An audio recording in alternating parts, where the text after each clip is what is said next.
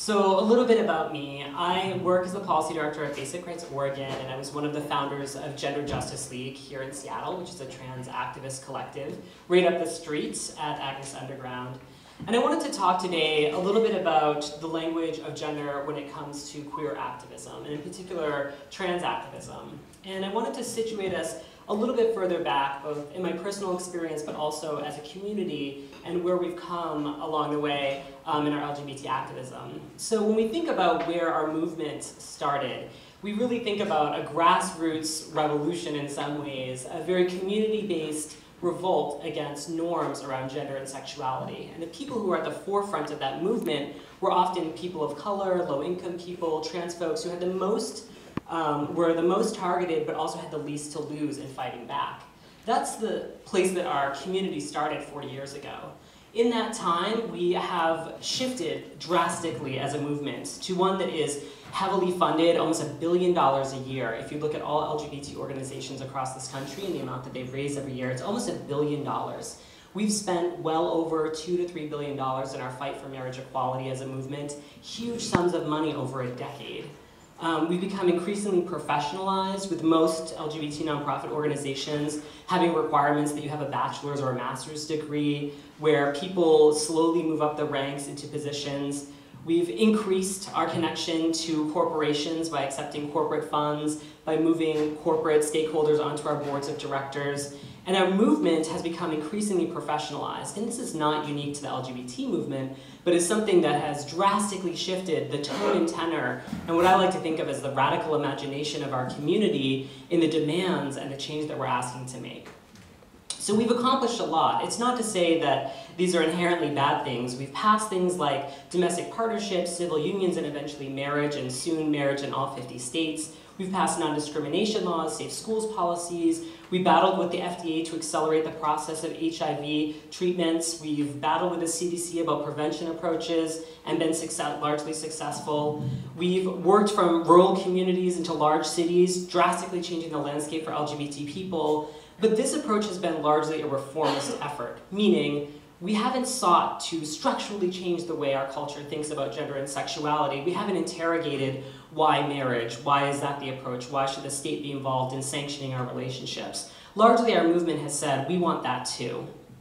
Gender justice is kind of an approach that I think has been forming and bubbling in the trans community over the last decade. Our movement has moved alongside the largely gay and lesbian movement. We call it the LGBT movement for political purposes, but largely they're two separate movements moving together in the same direction with a lot of overlap.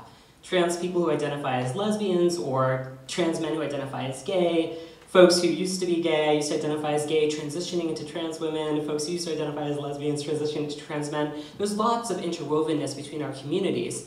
But our approach in the trans community has started to diverge, and there's a significant reason as to why. The approach that we've taken has largely focused on these reformist efforts for change, and who they have benefited has not largely been trans people. We know that by looking at things like the National Transgender Discrimination Survey. We know that these changes still have not largely successfully hugely changed the hearts and minds of people, and that is most apparent here in Seattle 2 years after we passed same-sex marriage, that we are the third highest per capita hate crimes in the country. We're the third largest. And most people think of Seattle as this liberal bastion, and so it really causes us to interrogate how can that be true, and how can we have constant nonstop hate crimes on Capitol Hill? And I think that largely that is a product of the approach that we've taken of our movement. So a few years ago, as Elaine alluded to, a number of trans folks in Seattle got together, and we decided that it was time for us to shift our approach.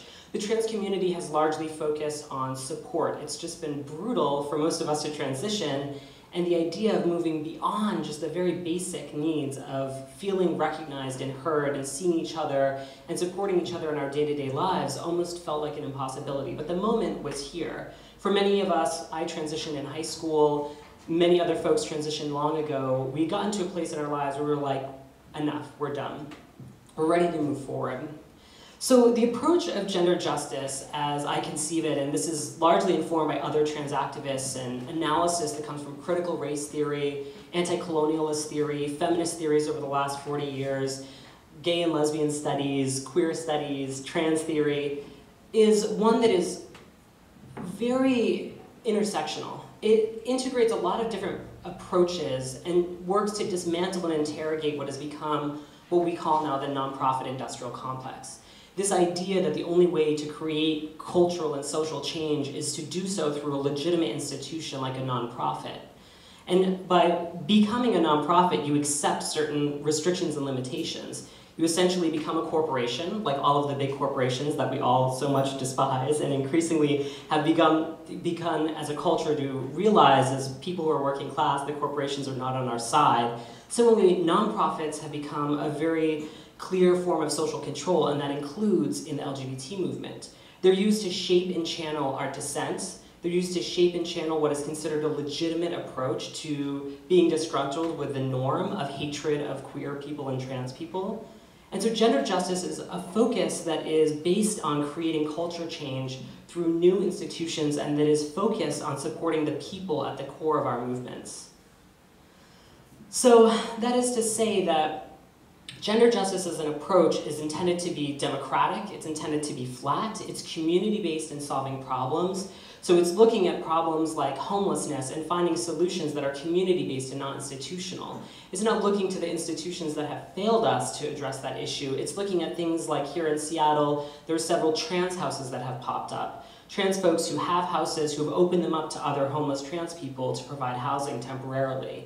That's an example of a gender justice-based approach. It's a community-based approach that we do for ourselves in our community. We don't always look to the city to provide the funding or look to shelters, which have been historically horrific for trans women in particular, where we've been subjected to sexual assault and violence, apathy by institutions and organizations. Instead, we're finding community-based solutions to solve these problems. I think another example of this is even within the LGBT movement, the professional movement, which now has well over 2,000 employees across the country. There's a study, an organization called MAP, the Movement Advancement Project, which has done a study, a survey called the Standard Annual Report, asking all organizations to report how much money did you make, tell us about who your employees are, who's on your board.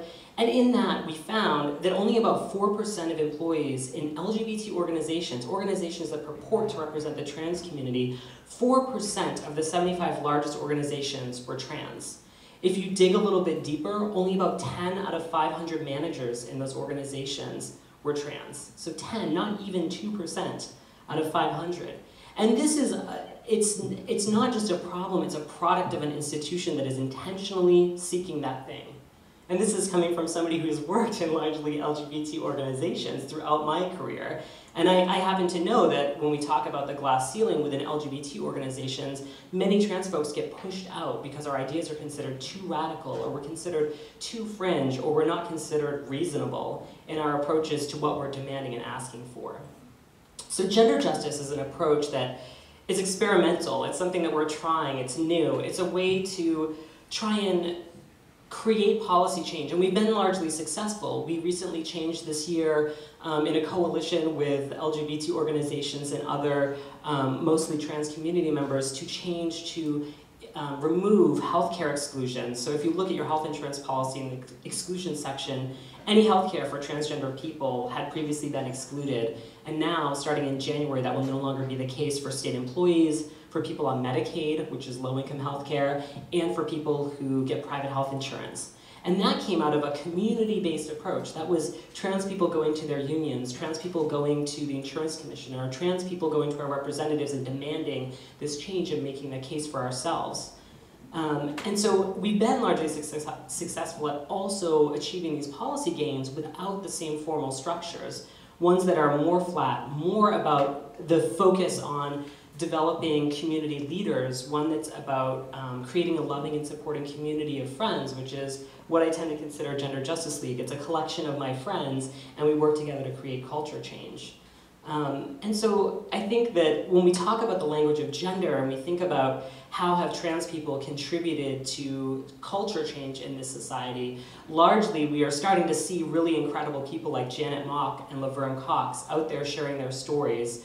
Isis King, who was on America's Next Top Model, Carmen Carrera, who was on RuPaul's Drag Race, and was interviewed quite horrifically by Katie Couric, and was very graceful in her responses to very probing questions.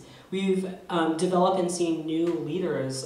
Dean Spade, who's a professor at Seattle University School of Law, has been really instrumental in beginning to get the queer community to see what the prison industrial complex is doing to our community and looking at incarceration as a problem for trans people and for queer people in general.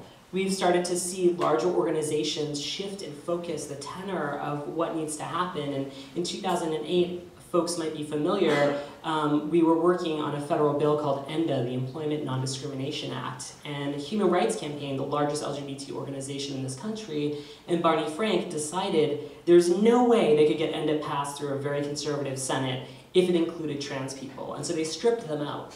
And the reaction to that from the community was swift and it was vicious. It really divided trans people from LGBT folks, and it really created a huge bitterness within the community. But lower level, state-based organizations created United ENDA, which really clearly said we could not have ENDA without trans people included. And that's a clear example of how trans folks have really held our community accountable. There's still really huge statistical, disturbing realities of why we need to take a gender justice approach to the work that we're doing. 41% of trans people have attempted suicide at some point in their life. We're 4 times as likely to live in deep poverty, living on less than $10,000 a year. 90% of us will experience harassment in the workplace, and that includes in LGBT workplaces. 20% of us will be refused housing, and a huge number of us will be targeted for violence, sexual assault, and domestic violence. Every month in this country, at least 1, usually 2 trans women of color in particular are murdered because of the fact that they are trans. That is a thing that we are seeing all the time. So it's an incredible moment for us as trans people. We're really in a significant shift in our culture and how we both think about and talk about gender. Trans people have introduced incredibly new concepts, and I think much like the gay and lesbian community and queer community shifted straight people's sexuality in a way that we are just now starting to come to acknowledge and recognize. Like, even straight sexuality has shifted because of queerness being so visible. I think in the same way, trans people's visibility will begin to shift the way that we all tend to understand gender. My hope for gender justice as an approach, and that is starting to spread amongst trans communities, is that we will begin to redefine and shift the way that traditional and historical LGBT activism has looked and approached, and we will find new community-based solutions that don't rely on broken institutional systems that are not there to really help us, only there to control and channel our dissent. So that's what I have to say about the language of gender as it relates to queer activism, and thank you all so much.